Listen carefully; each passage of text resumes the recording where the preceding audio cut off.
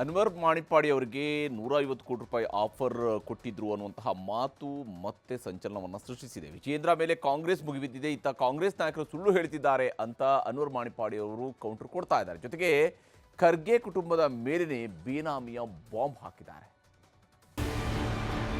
ಮೋದಿ ಅವರಿಗೆ ಬರ್ತಿದ್ದಾರೆ ಅಂದ್ರೆ ನೀವು ಯಾಕೆ ಸಿಬಿಐ ತನಿಖೆ ಮಾಡಿಸಿಲ್ಲ? ಅವಾಗ ನಿಮ್ಮ ಅಪ್ಪಾಜಿ ಕೂಡ ಇಲ್ವಾದಲ್ಲಿ ಮನೆಗಳ ಫ್ಲಾಟ್ಗಳ 800 ಫ್ಲಾಟ್ ಹೇಳ್ತಾರೆ, ಅದರ ಯಾರ್ದು? ವಕ್ಫ್ ಆಸ್ತಿ ಕಬಳಿಕೆ ವರದಿ. ಅಲ್ಪಸಂಖ್ಯಾತ ಆಯೋಗದ ಮಾಜಿ ಅಧ್ಯಕ್ಷ ಅನ್ವರ್ ಮಾಣಿಪ್ಪಾಡಿಗೆ ಬಿವೈ ವಿಜಯೇಂದ್ರ 150 ಕೋಟಿ ರೂಪಾಯಿ ಆಮಿಷ ಆರೋಪ. ಈ ವಿಚಾರ ಸದ್ಯ ರಾಜ್ಯ ರಾಜಕೀಯದಲ್ಲಿ ಸಾಕಷ್ಟು ಸದ್ದು ಮಾಡುತ್ತಿದೆ. ವಿಜಯೇಂದ್ರ ನನಗೆ ಆಮಿಷ ಒಡ್ಡಿರೋದು ಸುಳ್ಳು ಅಂತ ಅನ್ವರ್ ಮಾಣಿಪ್ಪಾಡಿ ಈಗಾಗಲೇ ಹೇಳಿದ್ರು. ಆದ್ರೆ ನಿನ್ನೆ ಅನ್ವರ್ ಮಾಣಿಪ್ಪಾಡಿ ಉಲ್ಟಾ ಹೊಡೆದಿದ್ದಾರೆ. ಸಿಬಿಐ ತನಿಖೆ ಏಕೆ ಮಾಡಿಸಲಿಲ್ಲ ಅಂತ ಬಿಜೆಪಿಗರನ್ನ ಸಚಿವ ಪ್ರಿಯಾಂಕ್ ಖರ್ಗೆ ಪ್ರಶ್ನಿಸಿದ್ರು.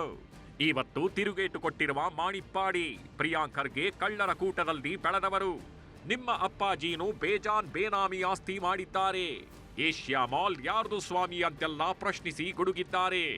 ಪ್ರಿಯಾಂಕ್ಗೆ ಎಂತ ಗೊತ್ತುಂಟು ಸ್ವಾಮಿ, ಅವರೆಲ್ಲ ಬಂದು ಕಳ್ಳರ ಕೂಟದಲ್ಲಿ ಬೆಳೆದವರು.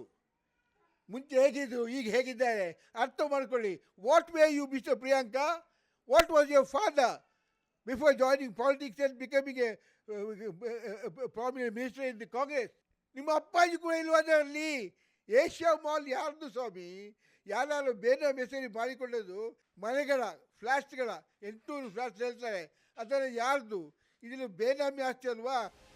ವಿಜಯೇಂದ್ರ 150 ಕೋಟಿ ರೂಪಾಯಿ ಆಫರ್ ಬಗ್ಗೆ ಮಾಣಿಪ್ಪಾಡಿಯೇ ಒಪ್ಪಿಕೊಂಡಿದ್ದಾರಲ್ಲ ಅಂದಿರುವ ಸಿಎಂ ಸಿದ್ದರಾಮಯ್ಯಗೂ ಸವಾಲ್ ಹಾಕಿರುವ ಮಾಣಿಪ್ಪಾಡಿ, ಸಿಎಂಗೆ ಪುರುಷತ್ವ ಆಗಿದ್ರೆ ಸಿಬಿಐಗೆ ಕೊಟ್ಟು ತನಿಖೆ ಮಾಡಿಸ್ಲಿ ಅಂತ ಕೋಪ ಹೊರಹಾಕಿದ್ದಾರೆ.